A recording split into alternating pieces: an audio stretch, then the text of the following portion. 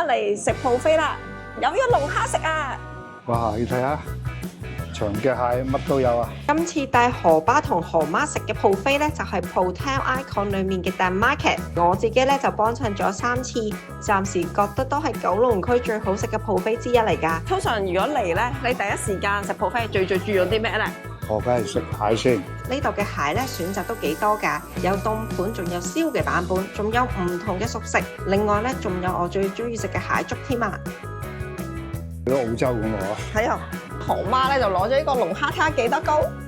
除咗凍盤咧，都另外有清蒸嘅版本㗎，係今次嘅主題嚟㗎。話都好快脆。快啦！捉到。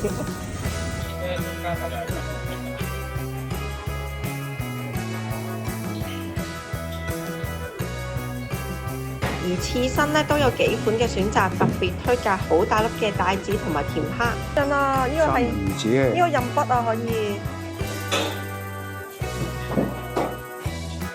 其中有一個招牌就一定係佢哋嘅榴蓮，除咗有自製嘅榴蓮雪糕、榴蓮蓉，仲有唔同款嘅榴蓮甜品。唔食榴蓮咧都有其他嘅選擇，首推呢個就係出街買都要50幾蚊支嘅 Godiva 雪糕啦。好多人食 buffet 咧，通常都係中意食啲凍盤或者海鮮，呢度嘅熟食咧我就覺得唔錯啦。